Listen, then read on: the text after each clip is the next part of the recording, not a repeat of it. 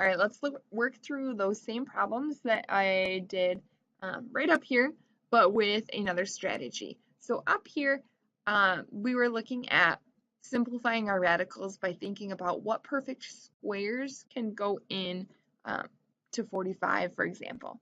What perfect squares can go into 148 and finding the largest one. My second strategy is to use factor trees.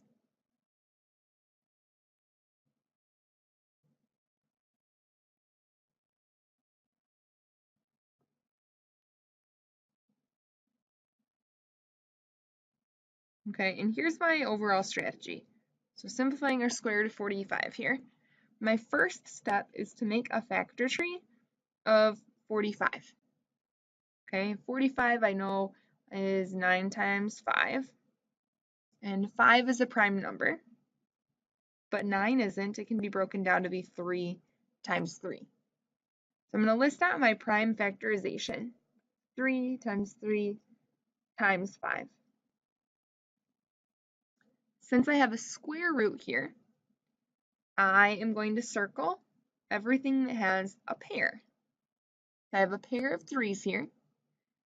This 5 is single. Now everything that has a pair breaks out of our square root. Everything that does not have a pair is stuck underneath our square root. Okay? Because keep in mind, like this is 3 squared.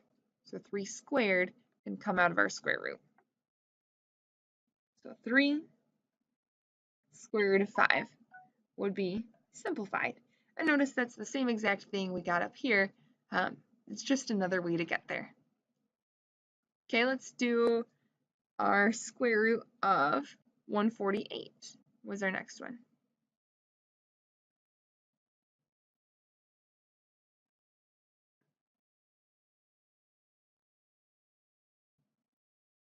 Okay, so right off the bat, I notice, okay, 148 is an even number, so it's divisible by 2. And that's going to be 74. Even number again, so 2 and 37. Our prime factorization, 37 is a prime number. Our prime factorization is 2 times 2 times 37. Everything that has a pair is circled and breaks out of our square root. We have a pair of 2's that break out, and then 37 is stuck underneath. Okay, and then our last problem we did up above was to simplify the square root of 288. And again, we make our factor tree. And again, I know 288 is an even number, so it's 2 times 144. And then you might think there, hey, 144 is 12 times 12. 12 is 4 times 3. 4 is 2 times 2.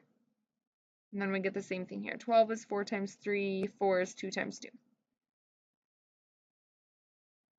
Okay. This one we have to be a little bit more careful when we're writing out our prime factorization.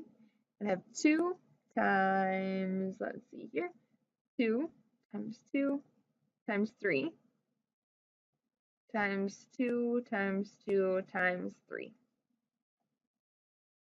And then I'm just going to rewrite these a little bit so that my 3's are next to each other.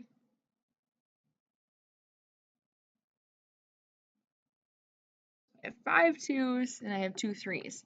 Let's pair everything off that we can. I have a pair of 2's, pair of 2's.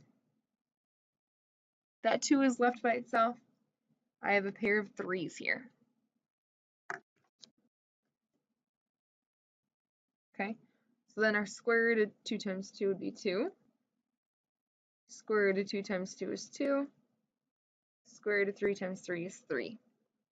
I have a pair of 2's, a pair of 2's, another pair of 3's. So I multiply all of these numbers together. 2 times 2 is 4, times 3 is 12.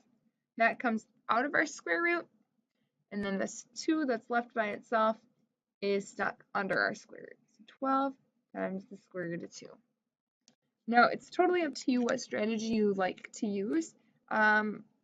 depending on how good you are with factor trees, this might actually be a little bit quicker.